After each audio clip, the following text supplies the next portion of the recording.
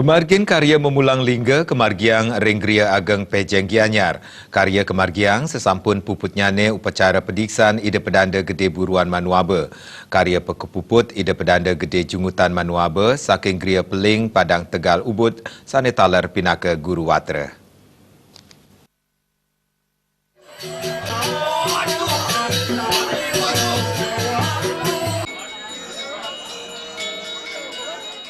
Karya memulang lingga utawi ngelinggihang lingga medue semeti ngelinggihang siwa utawi Brahman ring angga sarira. Ngelinggihang Brahman puniki sat makeng margiang yoga antuk wendanan at melingga ring angga sarira. At melingga wanta pinaka perlambang triaksara miwa sangyang ongkara sana melinggih ring padma haradaya. Pemargin upacara mulang lingga puniki pinaka cihna ide sang diksita sampun presida muput karya ageng. Karya memulang lingga Renggria Ageng Pejeng kemargiang oleh Ida Pedanda Gede Buruan Manuaba sesampunnya puput ngelasaniyang pediksan. Guru Watra Ida Pedanda Gede Jungutan Manuaba saking Gria Peling Padang Tegal Ubud nganikayang pemargin memulang lingga pinaku upacara pini membuat ring pula pali sesananing kapanitan mawinan sideraris muput karya ageng. Risampune punika Ida Panita Kaptiang Presiden Ngicen ayahayan pini becek majang kerama pinaka sang adi guru loka wiaden ngeloka Palesraya. Upacara peniki pinaka tahapan terakhir saking upacara pediksan sanes sampun kemargiang.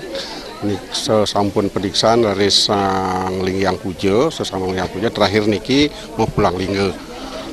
Pulang lingga niki tahapan terakhir sanes sangawit saking mangkin kadi sang sule sanes sampun mau pulang lingga dados muput sahanan upakara sami sampun dados kemargining.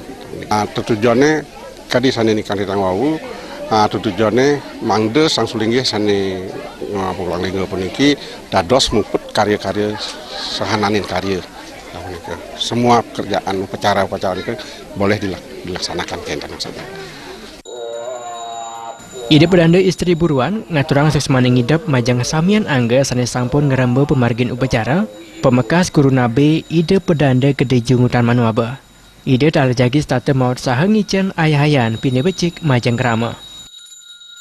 Titiang aturang suksemo turmaning ring para sisya Gria Gede sane sampun nyarengin napi wastana pemargin puniki saking ngawit ngantos kane mangkin presida titiang ngerasayang sapunapi segilik seguluk isisya kelawanan ring siwa patah sapunapi isiwa asih ring isisya nika pemekas sane mau tamu sane abtiang titiang.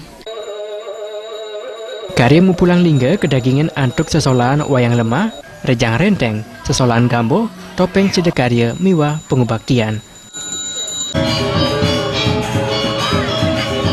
Darta miwah Krisna Ananta Bal TV.